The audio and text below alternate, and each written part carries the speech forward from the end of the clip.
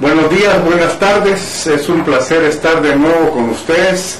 Digo de nuevo porque la Universidad Mariano Gálvez ha sido tan amable de invitarme en los últimos meses a platicarle a la maestría en Derechos Humanos y específicamente en Derecho Ambiental aspectos concretos y específicos de aplicación de los derechos humanos a el derecho humano específico a un ambiente sano.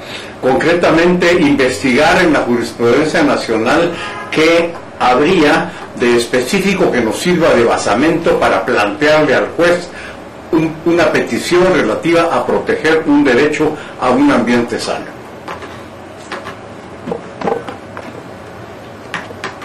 Debemos hacer una distinción muy sencilla entre lo que son derechos humanos o derechos fundamentales a el resto de derechos de las personas. Concretamente, mi derecho humano a la vida, mi derecho humano al domicilio no es el mismo que mi derecho de acreedor o mi derecho de arrendatario.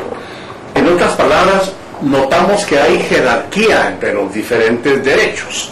Hay derechos que los tiene la persona humana por el simple hecho de ser persona humana, por el simple hecho de ser un ser pensante y razonante, si lo puedo usar la palabra, tiene un mare magnum de derechos que es preciso no únicamente tenerlos en un intermundi jurídico teórico, sino llevarlos a la realidad, y para eso el propio orden jurídico establece un conjunto de mecanismos para hacerlos efectivos, y aquí veremos específicamente en esta entrevista qué tipo de derechos son.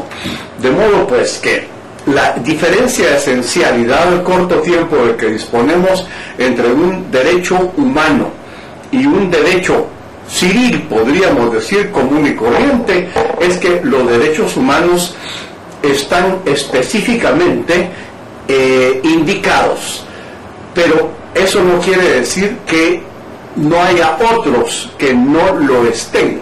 Concretamente, la Constitución guatemalteca, en el artículo 44, parte de la teoría según la cual los derechos humanos no necesitan estar escritos, sino que los derechos humanos los crea la comunidad en que se vive. Poco a poco van naciendo nuevos derechos humanos. Que dijera, por ejemplo, el derecho a la intimidad no está regulado en la Constitución guatemalteca, pero en virtud del artículo 44, el legislador constituyente previó la posibilidad de que hubiese otros derechos distintos a los que en forma ejemplificativa indicaría la Constitución de la República. De modo que no tenemos pues que concluir que los derechos humanos están catalogados, no, están ejemplificados. Eso quiere decir que el juez, a partir de ese momento y de la Constitución de 1985, deja de ser un juez positivista, un juez que aplica forzosamente el derecho según ha dicho el legislador. No, el juez crea derecho. Ya es un juez activo, no como el juez anterior a 1985. Esa es una diferencia muy, muy importante.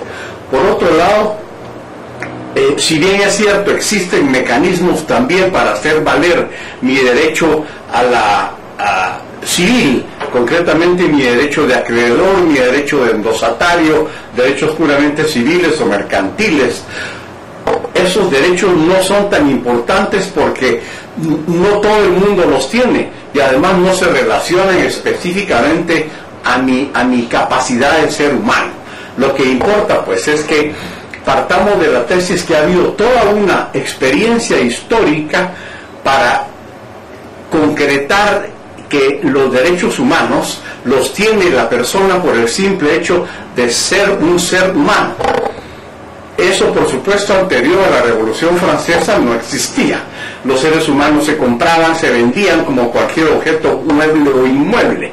En tanto que ahora, ese respeto que se tiene a la persona humana a partir, digamos, del siglo XVIII,